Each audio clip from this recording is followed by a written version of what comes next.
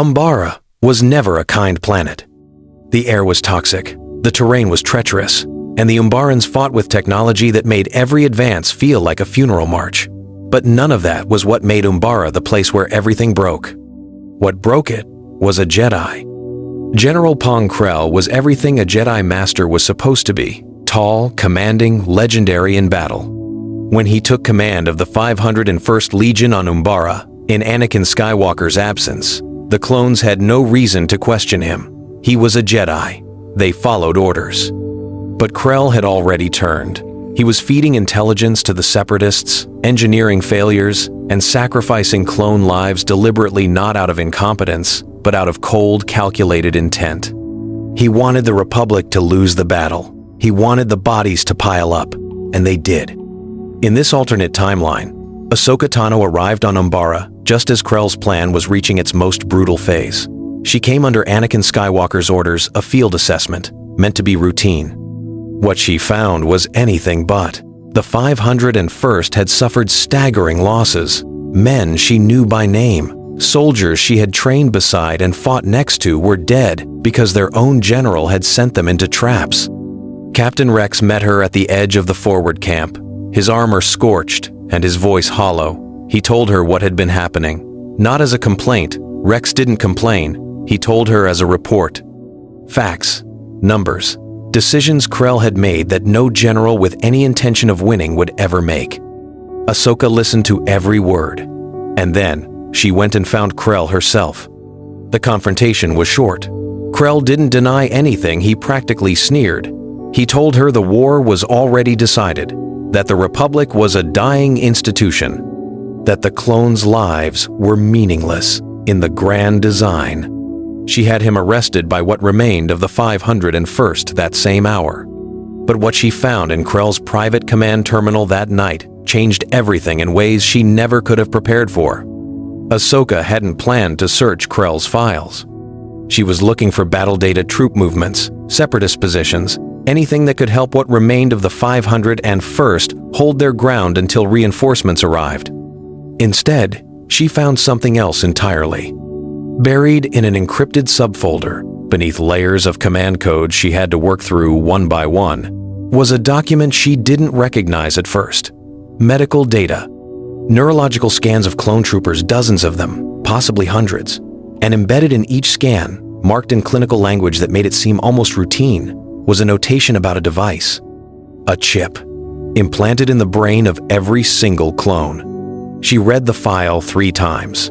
Then she read the supporting documents, Republic medical orders, behavioral regulation protocols, and a classified directive she had never once been briefed on. The chips weren't there to regulate aggression or manage battlefield stress. The language in the directive was clear, if you knew how to read it. These chips were a command override. A hard-coded instruction that could be triggered remotely, bypassing everything a clone soldier was: his loyalty, his personality, his choice, and replacing it with a single order: execute the Jedi. The room felt very cold. She sat there in silence for a long time, the blue glow of the terminal reflecting off her face. She thought about Rex, about Fives, about every clone she had ever fought beside, laughed with, mourned over, men she had trusted with her life, men who had trusted her with theirs. And every single one of them was carrying a weapon aimed at the back of the Jedi Order, and they didn't even know it. She thought about Anakin, about Obi-Wan, about every Jedi currently in the field, surrounded by clone soldiers at this very moment, with no idea what was sleeping inside each one of them. She closed the terminal, stood up, walked outside into Umbara's cold, toxic air. Then she opened her comlink and started making calls. Nobody was going to like what she had to say. The first call was to Master Windu. She laid out everything: the files, the chips, the directive, Krell's encrypted records, all of it. She spoke carefully and clearly, exactly the way she had been trained to. She gave him facts, not emotions. Windu listened. When she finished, there was a long silence. "These files were found in a trader's terminal," he said. "Krell could have planted them deliberately to sow discord, to destabilize the chain of command. With respect, Master Windu, the neurological scans are real. I can send you the raw data." "Ahsoka, His voice was measured and completely final. "What you're describing would require the Republic itself to be complicit in a plot against the Jedi Order. That is an extraordinary claim. It requires extraordinary evidence verified through proper channels, not a field discovery made in the middle of a contested battle zone." She tried Obi-Wan next. He was more patient, more willing to listen, but he ultimately said the same thing, in a gentler voice. The timing was wrong. The source was compromised. This needed to go through the Council officially, carefully, through the right process.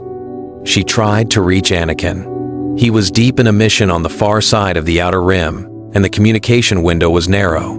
She got through barely. She told him as much as she could before the signal started breaking up. "Snips, if this is real, you need to wait for me. Don't do anything until I get there. Promise me." The signal cut out before she could answer. She looked up from the comlink and back at the camp around her. Rex was coordinating defensive positions 30 meters away, calm and professional as always. Hardcase was running a weapons check. Jesse was reviewing casualty reports. Good men, every one of them. Men who had bled for the Republic, for the Jedi, for each other. And somewhere behind their eyes, waiting like a loaded weapon, the chip. She had been on Umbara for 6 hours. The Council had dismissed her. Anakin was unreachable, and the 501st had no idea what was coming. Ahsoka stood alone in the dark and made a decision she could never take back. It wasn't a plan. It was a breaking point. What finally pushed her over wasn't the Council's dismissal, or the crushing weight of the secret, or even the fear of what was coming. It was Rex. Late that night, a Separatist probe droid slipped through the outer perimeter and triggered a burst frequency, a test signal, short and unintended, that briefly activated the inhibitor chips in 3 troopers stationed in the eastern camp. For 7 seconds, they weren't Rex's men anymore. They weren't the 501st. They were something else entirely. Eyes blank, weapons raised, targeting the nearest Jedi. The nearest Jedi was Ahsoka. She deflected 2 blaster bolts on pure instinct before the signal cut out and all 3 troopers collapsed to the ground, shaking and horrified, with no memory of what they had just done. Rex was at her side in seconds. He looked at the men on the ground. Then he looked at Ahsoka, and she saw the exact moment the realization crossed his face. "What just happened to them?" he asked quietly. She told him the truth. Rex sat down on a supply crate and said nothing for a very long time. When he finally spoke, his voice was steady the way it always was when he was holding himself together by sheer willpower. "You have to warn the Order," he said. "I already tried." Another long silence. "Then what do we do?" She didn't answer him, but she already knew. It wasn't that she wanted to do it. That was the part history would never quite understand. She didn't want to. She grieved it, even as she made the decision. These men, who had done nothing wrong, who had been weaponized without their knowledge or their consent, she understood exactly what it would cost her. She understood exactly what it would make her. But the Council wouldn't act. The chips were real. The threat was sitting 20 meters away, and it was going to kill every Jedi alive one day, and nobody was going to stop it. Nobody except her. She picked up her lightsabers and walked back into the camp. The 501st was one of the finest military units in the Republic. They had fought on Christophsis, Geonosis, Ryloth, and a dozen other battles that most of the galaxy had never even heard of. They were disciplined, experienced, and completely loyal to the people beside them. None of it was enough. Ahsoka moved through the camp the way she had been trained to move through a battlefield with precision, with economy, with no wasted motion. She took out the perimeter guards first, non-lethal when she could manage it, lethal when she couldn't. By the time the main camp realized something was wrong, she was already inside the command tent. Rex came at her personally. She had known he would. He was the best of them, and he knew her too well to be caught off guard by anything but the impossible reality of what was actually happening. They fought for almost 3 minutes, the longest 3 minutes of Ahsoka's life. Rex fought with everything he had. He landed 2 solid hits. She felt both of them. And when she finally had him pinned blade at his throat, 1 breath from the end, she looked at him and didn't see an enemy. She saw a man she loved like a brother, who had never once chosen any of this. She didn't kill him. She left him unconscious and kept moving. What followed was not a battle, so much as a nightmare told in fragments. Troopers who had shared meals with Ahsoka that very morning now came at her with blasters firing. Some were chip-activated, blank-eyed, mechanical, not entirely themselves. Some were simply defending their camp on instinct. It didn't matter, in the end. The outcome was the same either way. She was 19 years old. She had been a Jedi her entire life, and in the cold dark of Umbara, she used every single thing the Order had ever taught her in the worst possible way. When the sun rose over Umbara, the 501st's forward camp was completely silent. Ahsoka stood in the middle of it, lightsabers dimmed, breathing hard. She looked at what she had done, and somewhere across the galaxy, a ship dropped out of hyperspace above Umbara's atmosphere. Anakin had arrived. He had felt it through the Force before his ship even entered the system. Not a clear vision. It was never that clean. It was a disturbance, a weight, the particular way the Force feels when something has gone deeply, fundamentally wrong. He had felt it once before in his life, the night his mother died on Tatooine. He felt it again, over Umbara. He came down alone, in a shuttle, moving too fast. His co-pilot kept reminding him to reduce the descent speed. He didn't listen. The camp was quiet in the way battlefields go quiet after everything is over, a thick, wrong silence that pressed against him the moment the ramp came down. He walked through it with his saber unlit. The Force told him with every single step that what he was seeing wasn't a separatist attack. He found Rex, first injured, barely conscious, propped against a supply crate at the edge of the camp. Rex looked up at him with the eyes of a man who had been trying to process something unprocessable for the past several hours. "It was Ahsoka," Rex said. Just that, just her name. Anakin didn't speak for a long moment. Then he found her. She was sitting at the far edge of the camp, at the top of a rocky ridge overlooking Umbara's dark landscape. She still had her lightsabers on her hips. She didn't run when she heard him coming. She didn't reach for her weapons. She just sat there, looking out at nothing, like someone who had already run through every possible version of this conversation and accepted how all of them ended. He stood behind her before he spoke. "Tell me everything," he said. His voice was quieter than she expected. She did. From Krell's files to the chips, to the signal test, to the Council's dismissal, all of it, without defense and without apology. Just the facts. The same way Rex had once told her what Krell was doing. When she finished, Anakin was completely still. He believed her. She could see that. She had always been able to read him better than most. But believing her and knowing what came next were two entirely different things. In the distance, the sound of Republic gunships cut through the silence. The Council had sent people, and they weren't coming to listen. The Council convened an emergency session within 12 hours of the first reports reaching Coruscant. They had the casualty numbers. They had the battle logs. They had witness statements from the surviving members of the 501st, including a still-shaken Rex, who gave his account in the careful, measured tones of a soldier who was telling the truth, even when the truth hurt everyone in the room. He confirmed Ahsoka's account of the chip activation. He confirmed the signal test. He confirmed every detail of what had been found in Krell's terminal. None of it was enough to change the outcome.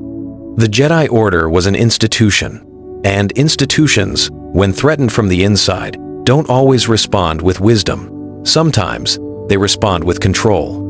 Master Windu delivered the Council's verdict personally, and he did not soften it. Ahsoka Tano had killed Republic soldiers, clone troopers, men under her command and her responsibility. Regardless of the circumstances, regardless of the evidence she had uncovered or the threat she believed she was stopping, the Order could not defend it, could not excuse it, and could not allow it to stand without consequence. She was to be remanded to Republic custody, pending a full military tribunal. The charge was war crimes. Anakin stood in that chamber and felt something shift inside him. A quiet, grinding thing, like a mechanism that had been slowly wearing down, finally giving way all at once. He argued for her. He laid it all out clearly, and without flinching. The chips. Order 66. The threat sitting inside every clone unit across the Republic at this very moment. He told them Ahsoka had been trying to protect the Order when the Order refused to protect itself. The Council listened. Then, it dismissed him. He stood alone in the corridor outside the chamber for a long time after that. He thought about Ahsoka at 17, the day she first became his Padawan. He thought about her at 19, sitting on that ridge over Umbara with nothing left to lose. He thought about what the Order had just asked him to accept. And somewhere very deep, in a place he had been carefully guarding for years, something old and dark and patient quietly took notice. The Council had made a mistake. The Republic won the Battle of Umbara. It was recorded in military logs as a hard-fought but decisive victory, significant separatist losses, strategic position secured, mission accomplished. The 501st Legion was commended posthumously for their service and sacrifice. The inhibitor chips were discovered 4 months later by a clone trooper named Fives, who paid for that discovery with his life, just as he had in every version of this timeline. By then, Ahsoka Tano was sitting in a Republic detention facility, waiting for a tribunal that kept getting quietly delayed. The evidence she had uncovered on Umbara was classified. Captain Rex had been reassigned to a remote sector posting, and the Jedi Order had closed its internal review, not because they believed she was wrong, but because they couldn't afford for the rest of the galaxy to believe she might be right. The tribunal never came. What came instead was a prison break, one that Anakin Skywalker would always maintain had absolutely nothing to do with him, and that no one with any real knowledge of the situation ever quite believed. Ahsoka disappeared. The cracks she left behind her in the Order, in Anakin, in the quiet, unspoken trust between the Jedi and the Republic, didn't close. They widened. Slowly, invisibly, over the 2 years that followed. When Order 66 finally came, it killed fewer Jedi than it did in the original timeline. Not many fewer, but some. Because a handful of masters haunted by Umbara, haunted by what it implied, had quietly started paying closer attention to the soldiers around them, they were ready, just barely, just enough. It was not justice. It was not close to a victory. It was the smallest possible return on an enormous and unforgivable cost. Ahsoka Tano had been right. She had seen the danger clearly when everyone around her refused to look. She had acted when the institution she served would not, and that institution had abandoned her for it. The galaxy survived. The Jedi, what was left of them, survived. But something had been broken in a place that couldn't be repaired. A young woman had walked onto Umbara as one of the finest Jedi the Order had ever produced. She walked off as its greatest sin. And the Jedi never really recovered from what they had done to her.